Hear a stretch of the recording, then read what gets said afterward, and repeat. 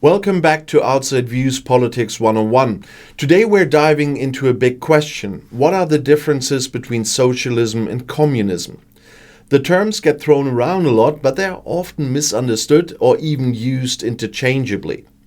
So let's break it down. First, both socialism and communism are rooted in the idea of equality. They both seek to address the inequalities brought by capitalism. But how they go about it and the level of government control is where they really differ. So let's start with socialism. Socialism is a broad term covering a range of political and economic systems. At its core, socialism calls for public or collective ownership of the means of production. That's a fancy way of saying instead of private companies owning factories, land, or resources, the state or the workers should own them. But unlike communism, socialism doesn't necessarily call for the complete abolition of capitalism. Instead, socialism tends to favor a mixed economy. And this means you still have private businesses, but the government plays a major role in regulating them. In many socialist systems, the government provides essential services like healthcare, education, and welfare. Think of countries like Sweden or Denmark.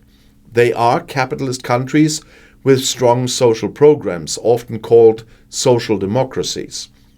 But in more extreme versions of socialism, the state might own large industries like energy or transportation. And now let's move on to communism.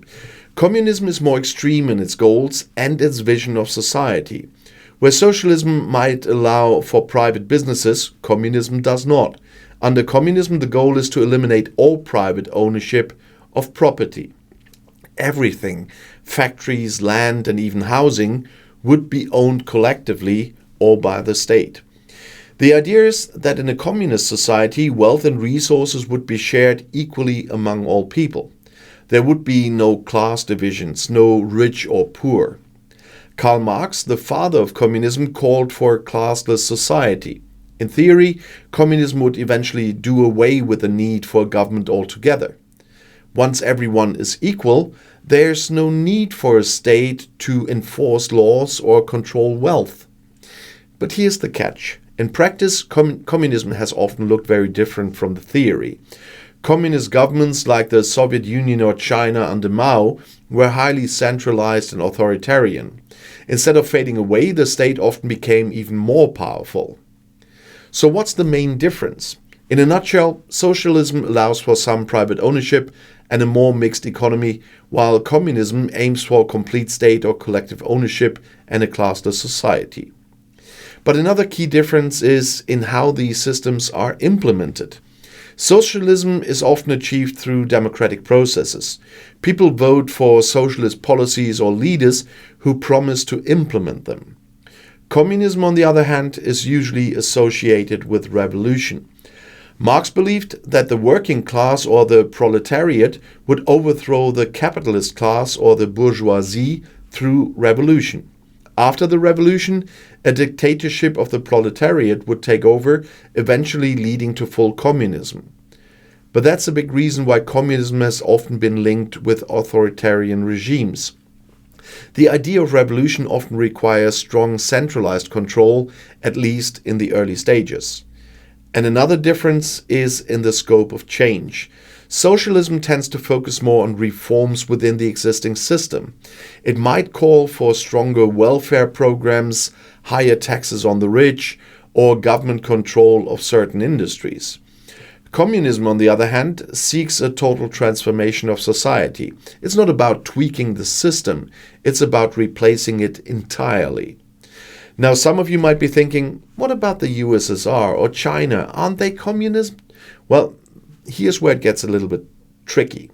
The Soviet Union and China called themselves communist, but many argue they were actually more like authoritarian or state-run socialism. They had centralized economies, but they didn't achieve the classless, stateless society that Marx envisioned. Instead, power often became concentrated in the hands of a few. So while they used the language of communism, in practice they were very different from the ideals laid out by Marx. And this is a big reason why many scholars make a distinction between Marxist communism and real-world communism. In theory, communism seeks total equality and freedom from oppression. In practice, though, it often led to oppressive governments. Socialism, on the other hand, has seen more successful examples in the form of democratic socialism or social democracy. And these systems combine elements of socialisms with democracy and capitalism.